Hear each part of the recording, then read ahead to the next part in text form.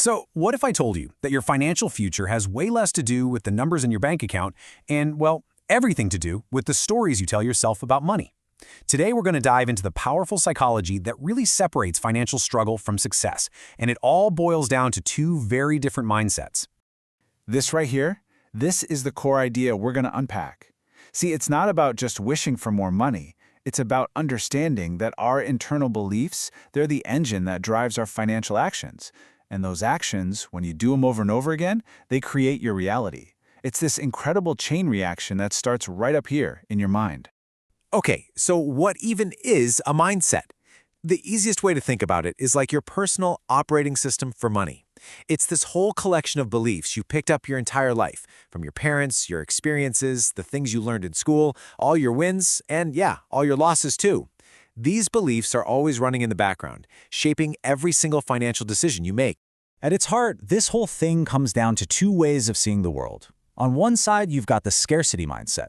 This view sees money and opportunity as a finite pie. If someone else gets a big slice, that means there's less for you. But on the other side, you have the abundance mindset, which sees an endless supply of pies. It's all about figuring out how to bake new ones. Let's really break down what that means. First up, let's explore that scarcity mindset. This whole perspective is really built on a foundation of fear and this constant feeling that everything is limited.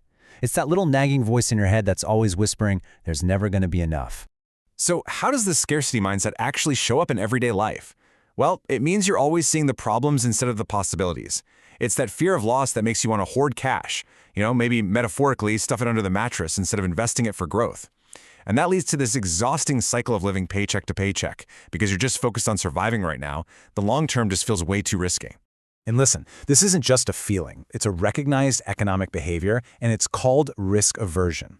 This is basically when you'd rather take a guaranteed but super low return over a gamble that could potentially offer a much, much higher payoff.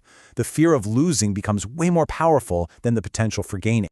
And this points to something absolutely critical from the research. It's not just about how much you objectively earn. It's about your subjective social standing. It's how you perceive your own place on the financial ladder. So if you feel like you're on a lower rung, you're much more likely to be risk-averse, no matter what your bank balance actually says.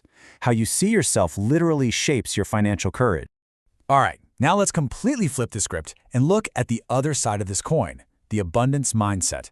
This perspective sees money not as something to be afraid of, but as a powerful tool you can use to build the life you actually want. People with an abundance mindset, they're like opportunity hunters. Instead of seeing roadblocks, they're looking for potential growth.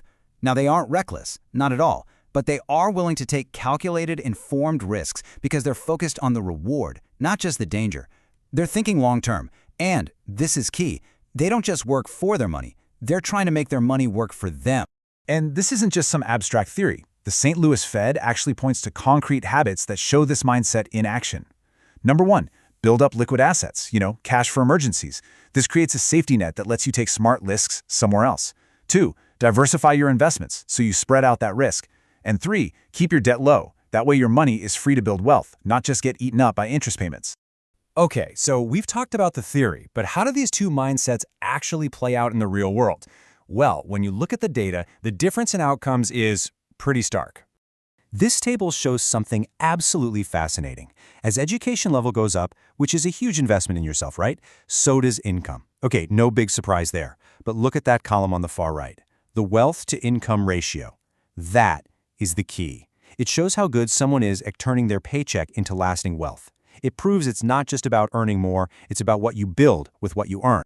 And here's more proof. Higher education, which is a classic long-term, goal-oriented kind of decision, is directly linked to more financial stability. A lower unemployment rate means a more consistent stream of income. And that's the very foundation you need to build wealth. Let's just focus on this one number, 5.58. It's incredibly telling. It means that, on average, a family with an advanced degree holds almost $6 in wealth for every single dollar they earn in a year. That right there is the abundance mindset in action, turning a flow of income into a mountain of wealth. Now, it is absolutely essential to add a little nuance here, because while your mindset is incredibly powerful, let's be real, it's not the only piece of the puzzle. The world is just more complex than that. You've probably heard this phrase a million times, and there's a good reason.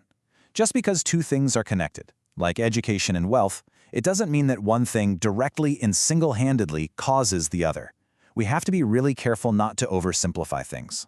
There are so many other powerful forces at play, things like your natural talents, the family you were born into, your health, who you end up marrying, and of course, systemic barriers that exist out in the world. All of these factors can create headwinds or tailwinds that totally influence your financial path. Your mindset is the thing you control within that much bigger picture. So what's the big takeaway here? Your mindset isn't your destiny. It can't magically erase real-world challenges or change the circumstances you were born into. But it is your starting block. It determines how you line up for the race, where you're looking, and how you take that very first step. The choice of where you're going to run, well, that's entirely up to you.